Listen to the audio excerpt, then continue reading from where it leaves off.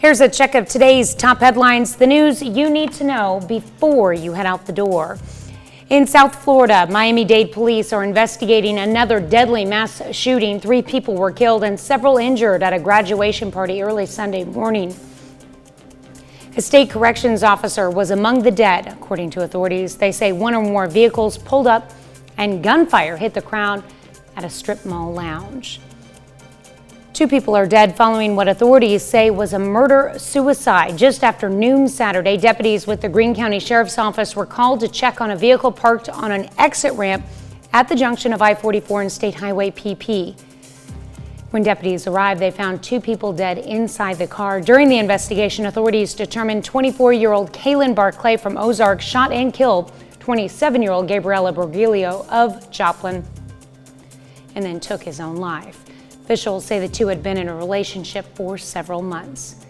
In Coffee County, Kansas, authorities are investigating an accident that left 3 people dead on the Neosho River near Burlington.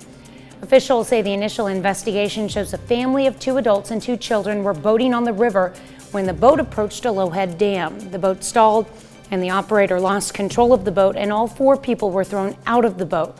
Wesley Sharp of Shawnee, Kansas was pulled from the water and is currently in stable condition. However, Maribel Moran and the couple's 2 children, ages 3 and 5, were taken to Burlington Hospital where they were later pronounced dead. Around much of the U.S., late spring is feeling more like a summer scorcher. At least 3 dozen heat records were broken yesterday from the Midwest all the way to Maine, with Boston and Washington, D.C. under an heat emergency. Cooling centers open as the cities brace for more heat today. That's a check of today's top headlines, the news you need to know before you head out the door. We'll see those 90s on the board here, but not until the weekend. We will have a gradual warming trend from Monday all the way to Sunday. And speaking of Monday, biggest thing we're going to pay attention to is what's cooking down to the south. We're starting to see a little bit of it in our counties, making its way over the Oklahoma-Kansas state line.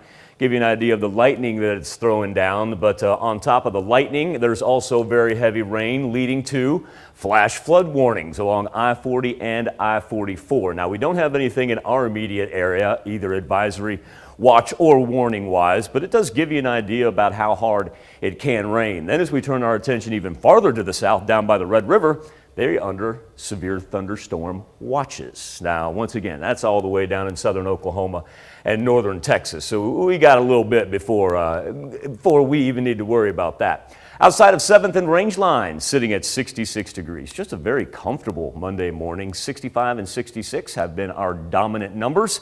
64 right now in Pittsburgh, 63 in Monette, and we'll go 66s in both Chanute and Neodesha. Tanya was talking about that heat wave. Yeah, look at the bridge of the jet stream carrying all that heat to the far northeastern portion of the United States. We find ourselves with a good old trough right here.